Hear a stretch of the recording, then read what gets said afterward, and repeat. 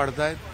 31 जानेवारीपर्यंत supreme कोर्टाचेच आदेश आहेत की या सर्व निवडणुका पार पाडाव्यात। आम्ही अर्जन्सीचं हे केलं होतं, परंतु कोर्टाने ते विचारात घेतलं। तुमची मागणी होती की लोकल बॉडी इलेक्शनच्या पार्श्वभूमीवर लवकरात लवकर निर्णय व्हावा म्हणून लवकरात लवकर का डिले करताय? कोर्ट का डिले करताय? मला वाटतं आता त्याची पुढची विचारणा आपण केली तर मला वाटतं खुलासा घ्या, ते सुद्धा कधी ना कधी आता बाहेर पडतील। पण 21 जानेवारी हे तुम्हाला किती फायदेमंद होणार, कारण की तेव्हा तुम्ही तुमचं मत ठेवणार, तेव्हापर्यंत ऑलमोस्ट एक राऊंड ऑफ इलेक्शन होऊन जातील। लोकल बॉडी महानगरपालिकेची निवडणूक देखील तोपर्यंत होणे। सर्व लोकशाहीचे जे काही दरवाजे आहेत ते सर्व आम्ही ठोठावले आणि सुप्रीम कोर्ट हे अत्युच्च आहे। आम्हाला आजही विश्वास आहे की ते न्याय करतील, परंतु न्याय हा वेळेत झाला पाहिजे तरच त्या न्यायाला अर्थ असतो आणि तो न्याय वेळेत व्हावा, लवकर व्हावा अशी आमची अपेक्षा होती। परंतु आज त्यांनी दिलेलं 21 तारीख ही शेवटी आपल्याजवळ दुसरा काय पर्याय नसतो।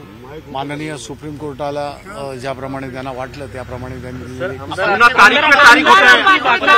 आमदार अपात्रता पण कसं काय हे होणं, त्यावर दोन्ही केसेस त्याचबरोबर आहेत।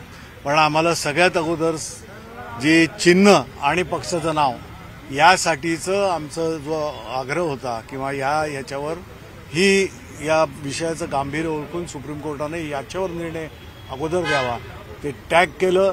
दोन्ही याच्यावर बऱ्याचशा गोष्टी ओव्हरलॅपिंग आहेत, त्यामुळे अपात्रतेची सुद्धा केस त्याबरोबर होती।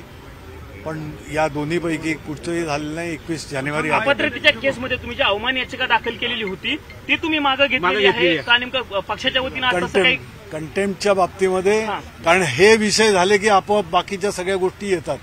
आपण जर त्याचा अभ्यास केला तर कळेल तुम्हाला की अपात्रतेची केस आणि महत्वाची सिंबलची केस म्हणजे चिन्ह आणि पक्षाचं नाव, हे जर त्याची सुनावणी होऊन निर्णय आला असता अपेक्षित वेळेमध्ये तर त्या गोष्टीला एक वेगळा अर्थ असता। अर्थात ठीक आहे, 21 जानेवारी आता दिलेली आहे। सुप्रीम कोर्टाच्या पुढे दुसरा पर्याय नाहीये, आम्हाला सुद्धा दुसरा पर्याय। किती वेळ दिलेला आहे? आता 2-2 तास दिलेले, 3 तास आम्हाला, 2 तास त्यांना, तर ठीक आहे। आता रेग्युलर वेळापत्रक मिळालंय थोडक्यात असं म्हणायचं। वेळापत्रक सुनावणीचं वेळापत्रक मिळालं का? सुनावणीचं वेळापत्रक म्हणजे ज्या वेळेला जस्टिस सूर्यकांत स्वतः त्यांनी या गोष्टी नमूद केलेल्या आहेत ऑर्डरमध्ये, त्या अर्थी त्या दिवशी त्याचं हे असेल। कन्व्हियन्स कंपायलेशनचा भाग सुद्धा त्यांनी सांगितला, तो दोन्ही पक्षकारांकडनं करायचा असतो, तो 1 आठवडा अगोदर करायचा आहे आणि नोडल ऑफिसर म्हणजे नोडल ऑफिशियल म्हणून ज्याची नेमणूक दोन्हीकडनं करायची असते, त्या सगळ्या गोष्टी झालेल्या आहेत। त्यामुळे पुढची गोष्ट नव्यानं करायची अशी नाही। ज्यावेळेस सुनावणी होईल त्यावेळेस ते सरन्यायाधीश असतील, ज्यावेळेस सुनावणी सुरू असेल त्यावेळेस ते सरन्यायाधीश असतील ना?